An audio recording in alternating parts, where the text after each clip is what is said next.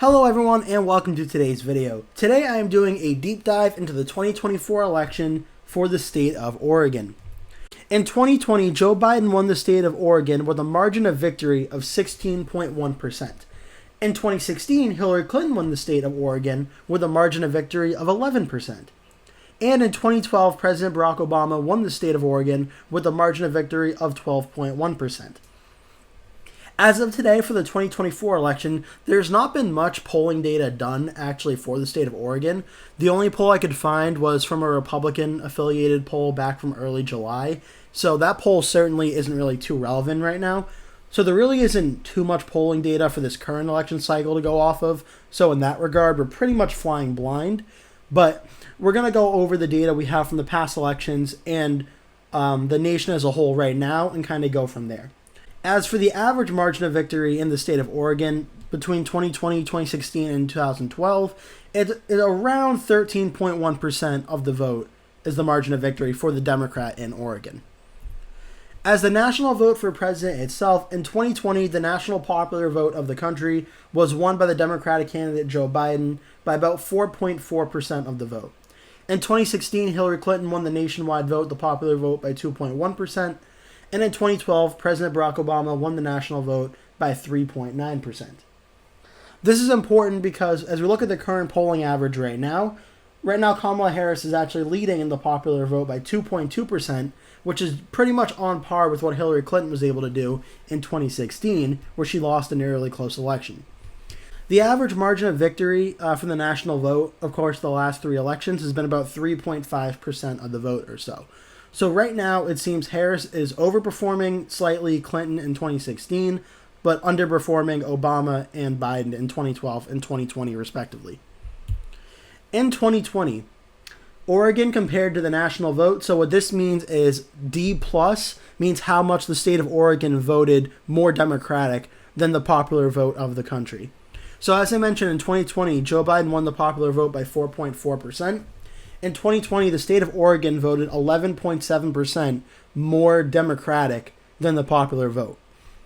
In 2016, the state of Oregon voted 8.9% more Democratic than the popular vote. And in 2012, the state of Oregon voted 8.2% more Democratic than the popular vote. With an average vote margin across these three elections of Oregon voting about 9.6% more Democratic than what the popular vote will be. And as you can see a pretty sizable jump from 2016 to 2020. That's almost a 3-point jump exactly, about 2.8% of a jump for the Democratic candidate going from Clinton to Biden. So it'll be interesting to see if that trend continues or perhaps reduces based on how the election goes nationally for Trump versus Harris. As for a presidential forecast for the state of Oregon, Real Clear Politics has Oregon listed as a likely Democratic state, likely Harris win. Sabato's Crystal Ball has the state of Oregon as a safe Democratic win, a safe Harris win. 538 has Oregon listed as solid D, a solid Harris win. Decision Desk, DDHQ, has it as a solid Democratic win as well. A consensus ranking overall of a safe Democratic win, a safe Harris win, that we expect will be called right around the time the polls close in the state of Oregon.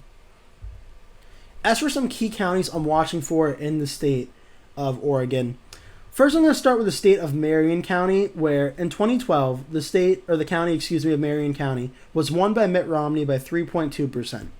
In 2016, it was won by Donald Trump by 4.1%, so the county actually got redder. And then in 2020, it was won by Joe Biden by 1.1%. This is a very interesting one because I want to see the margins in the state where some of these counties that were close moved in one direction or in opposite directions.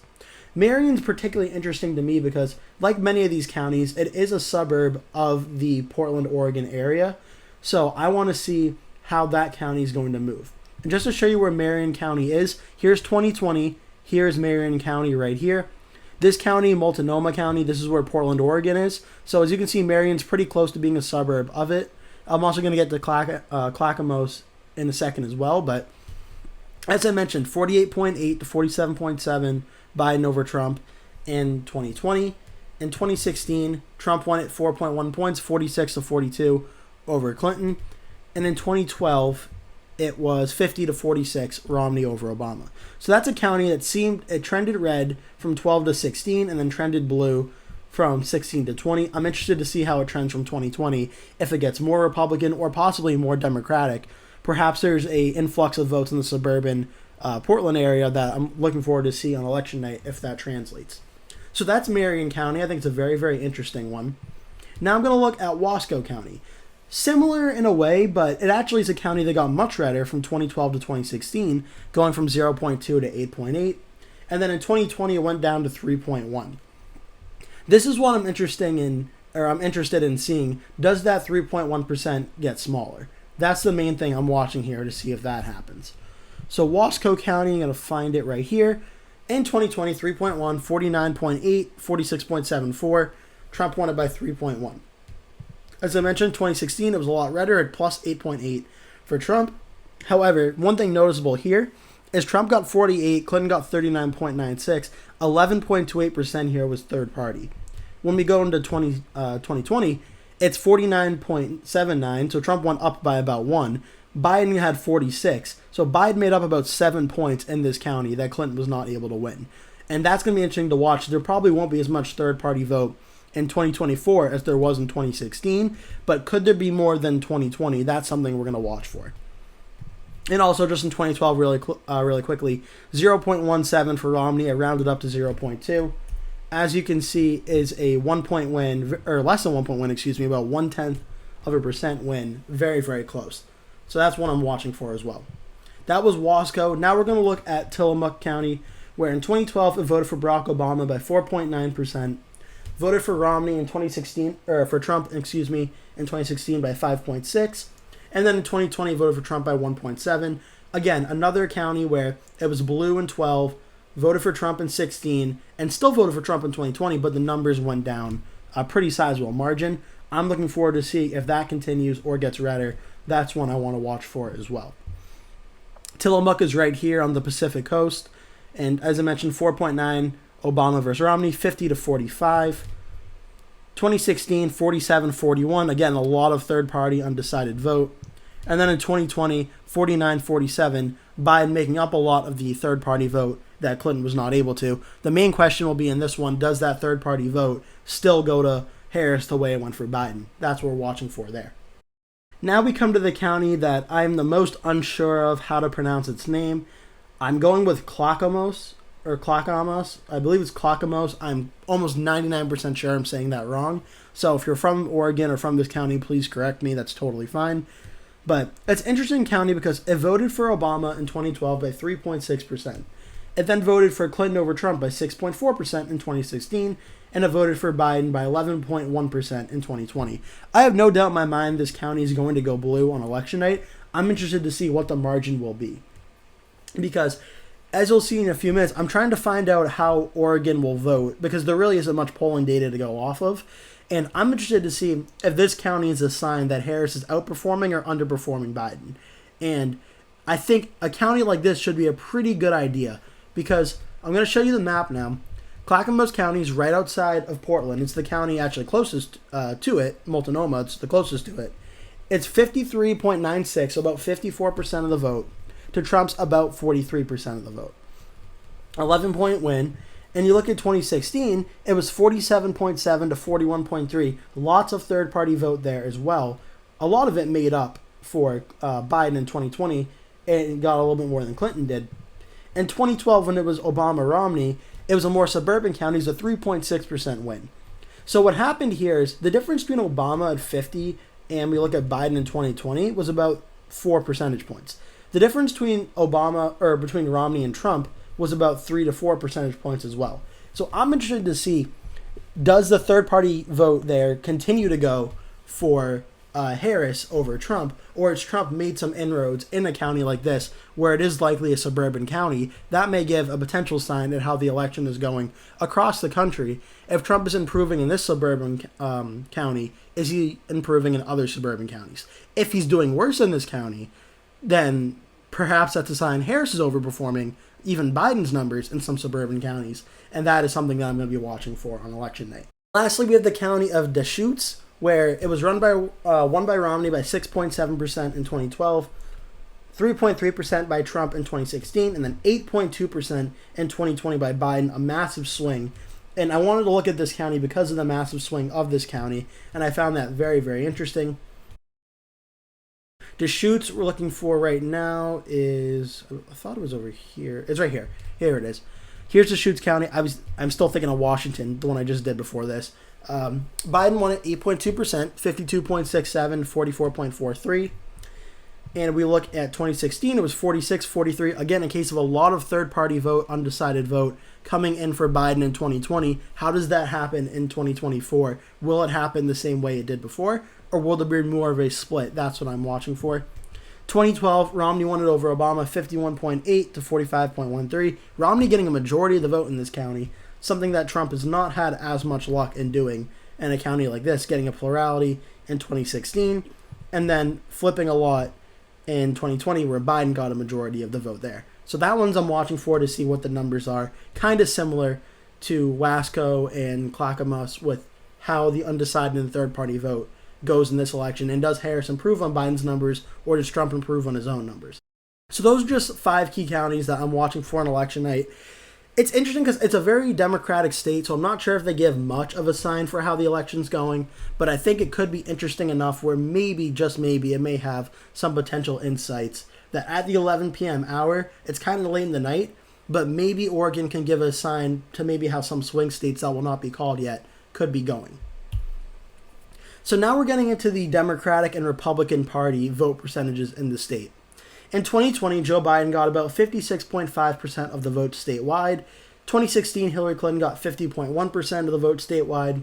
And in 2012, Barack Obama got 54.2% of the state vote statewide. So I conducted a range of this, taking the highest total, 56.5, and subtracting from the lowest total, 50.1, and getting a range of about 6.4% of the vote. What I then did was took the lowest total and subtracted the range number. So I got 50.1 minus the 6.5, got 43.7%. That's the low end of what a Democrat should do in 2024, meaning Harris would do in 2024. And then I took the range of the 6.4 and added it to the highest number, 56.5. 62.9 is what the highest number of the range would be for the Democratic candidate for Harris in 2024. And barring a massive polling miss, which it is possible considering there are really no polls conducted in Oregon right now. So going off of without a polling miss, we can expect Harris will get somewhere between 43.7 and 62.9% of the vote. The hard part, and honestly the fun part, is now me trying to make my best prediction and basically guess where I think Harris's vote number will be. I know it'll be within the margin of the range. I know it will be. But how much and where will the vote overall be statewide? And I came up with 56.2%, which is pretty similar to what Biden got in 2020, but just underperforming just by a little bit, less than 1% across a few counties that I showed you. I think that Harris will do slightly worse than Biden in those counties just due to how the popular vote in 2024 is smaller than it was in 2020. So I think it's possible that she may do a tad bit worse than Biden there, but seeing as it is such a Democratic state, I don't think Oregon will be hurt as much by the smaller popular vote numbers than, say, a more swing state type state would be. So I have 56.2 for Harris. On the Republican side now, Trump got 40.4% in 2020. Trump got 39.1% in 2016. And in 2012, Mitt Romney got 42.1% of the vote in the state of Oregon in 2012. So again, I did the same thing. I took the highest number of these 3 elections, which was 42.1, subtracted it from the lowest number, which was 39.1, got the range of about 3 points, and then I took the lowest number, 39.1 minus 3, and I took 42.1 plus 3, and that got a range of 36.1% to 45.1%.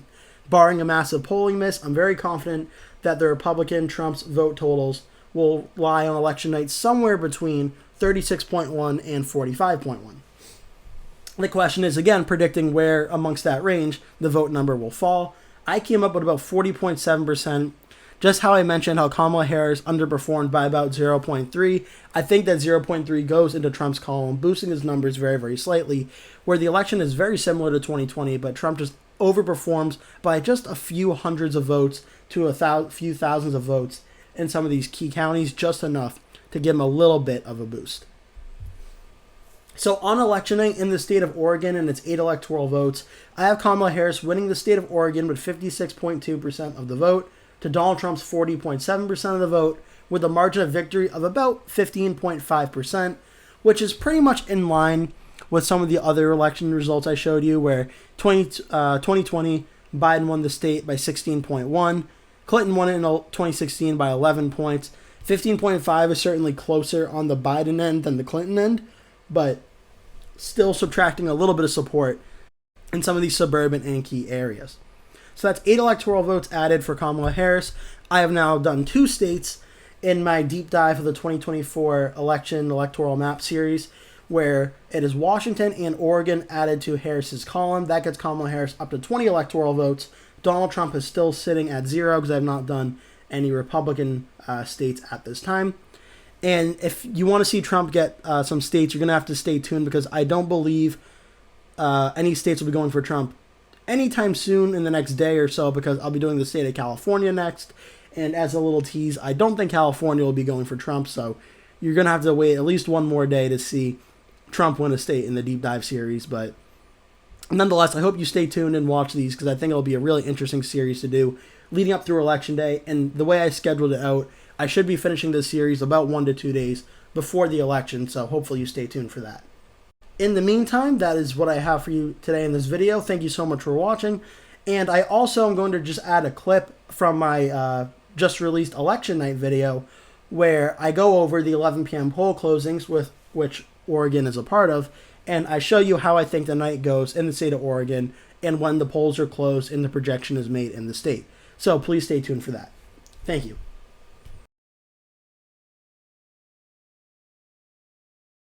It is officially now 11 p.m. on the East Coast, and we have poll closings in 4 very important Pacific Coast states, including the states of California, Idaho, Oregon, and the state of Washington. All of these states, we have a pretty good idea of how they are going to vote, so let's not waste any time.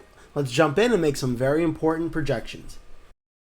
In the state of Oregon, with its 8 electoral votes, the projected winner is Vice President Harris.